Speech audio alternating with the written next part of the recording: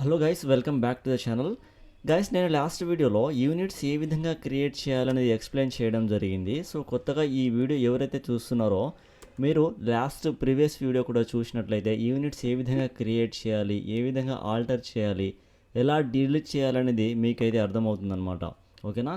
అయితే ఈ వీడియోలో మనం స్టాక్ గ్రూప్స్ ఏ విధంగా క్రియేట్ చేయాలనేది నేను మీకు ప్రాక్టికల్గా చూపిస్తాను.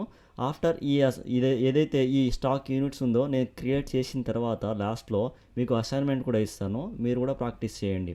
ఓకేనా? సో ముందుగా స్టాక్ గ్రూప్స్ అయితే మనం క్రియేట్ చేద్దాం.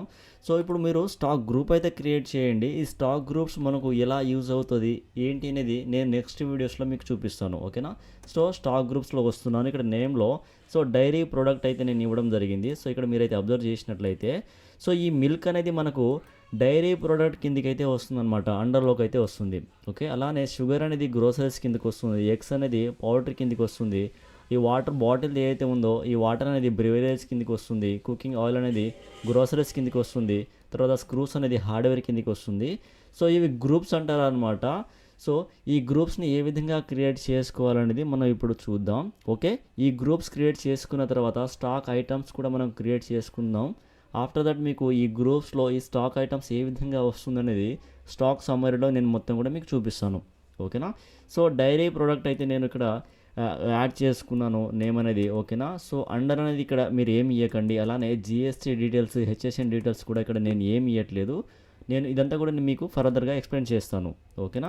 సో ఆఫ్టర్ దట్ ఇక్కడ గ్రోసరీస్ కూడా మీరు అబ్జర్వ్ చేయొచ్చు. గ్రోసరీస్ కూడా మనం యాడ్ చేసుకుందాం. సింపుల్గా అక్కడ నేను నేమ్ ఇచ్చేసి ఎంటర్ చేస్తున్నాను, అది సేవ్ అయిపోతుంది అనమాట. ఓకేనా? నెక్స్ట్ ఇక్కడ పౌల్ట్రీ అయితే నేను ఇస్తున్నాను అనమాట. సో నేను ఇది కూడా ఇక్కడ సేవ్ చేస్తున్నాను. సో ఎంటర్ ద్వారా మీరు సేవ్ చేసుకోవచ్చు. లేదు అనుకున్నట్లయితే మీరు జస్ట్ కంట్రోల్ ఏ ద్వారా కూడా మీరైతే సేవ్ చేసుకోవచ్చు అనమాట. ఈ ఓచర్ ఏదైతే మనం స్టాక్ గ్రూప్ క్రియేట్ చేస్తున్నామో ఇది, సో కంట్రోల్ ఏ ద్వారా కూడా మీరైతే సేవ్ చేసుకుంటారు. సో ఆల్రెడీ మనం గ్రోసరీస్ ఇక్కడ క్రియేట్ చేసుకున్నాం, మళ్ళీ అవసరం లేదు. హార్డ్వేర్ అనేది ఇక్కడ మనం క్రియేట్ చేసుకుందాం. ఓకే, సో ఈ విధంగా మనమైతే స్టాక్ గ్రూప్స్ అయితే క్రియేట్ చేసుకోవాల్సి ఉంటుంది. వన్స్ ఇక్కడ మీరైతే చూడవచ్చు అనమాట. మనం క్రియేట్ చేసిన స్టాక్ గ్రూప్స్ అయితే ఇక్కడ ఉన్నాయి. ఓకే, ఈ స్టాక్ గ్రూప్స్ అయితే ఇప్పుడు మనం క్రియేట్ చేసుకున్నాం కదా. నేను నెక్స్ట్ వీడియోలో స్టాక్ ఐటమ్స్ ఏ విధంగా క్రియేట్ చేసుకోవాలి, ఇప్పుడు ఏదైతే గ్రూప్ క్రియేట్ చేసుకున్నాం గ్రూప్ అండర్లోకి మనం ఏ ఐటమ్స్ క్రియేట్ చేస్తున్నాం, ఏ ఐటమ్స్ క్రియేట్ చేయాలనేది కూడా నేను మీకు చెప్తాను. ఓకేనా? సో గైస్, ఇక్కడ నేను టాలీ ప్రైమ్ ఎడ్యుకేషనల్ వర్షన్ మాత్రమే యూజ్ చేస్తున్నాను. మీరు కూడా టాలీ ప్రైమ్ డౌన్లోడ్ చేసుకోండి. లేటెస్ట్గా మనకు టాలీ ప్రైమ్ 6 కూడా రావడం జరిగింది.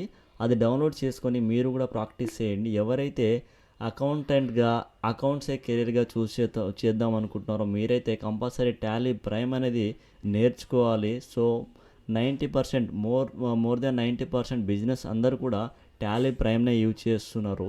సో మీరు టాలీ నేర్చుకోండి. టాలీలో నాలెడ్జ్ మీరు గెయిన్ చేద్దాం అనుకున్నట్లయితే నన్ను ఫాలో అవ్వండి. నేను ప్రతిరోజు కూడా నేను మీకు కొత్త వీడియోస్ అయితే అప్లోడ్ చేస్తూ ఉంటాను. ఓకేనా? సో ఇక్కడ ఈరోజు ఏదైతే ఈ టాపిక్ చెప్పుకున్నామో దీని మీద ఒక అసైన్మెంట్ కూడా నేను ఇస్తున్నాను. ఇది అసైన్మెంట్ అనమాట. ఇది మీరు ప్రాక్టీస్ చేయండి. నేను చెప్పిన విధంగా టాలీ ప్రైమ్ డౌన్లోడ్ చేసుకోండి. ఎడ్యుకేషనల్ వర్షనే నేను వాడుతున్నాను.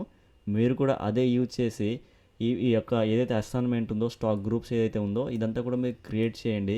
మీకు ఏమైనా డౌట్స్ వస్తే కామెంట్లో మెన్షన్ చేయండి, నేను మీకు రిప్లై అయితే ఇస్తాను. ఓకేనా? Thank you.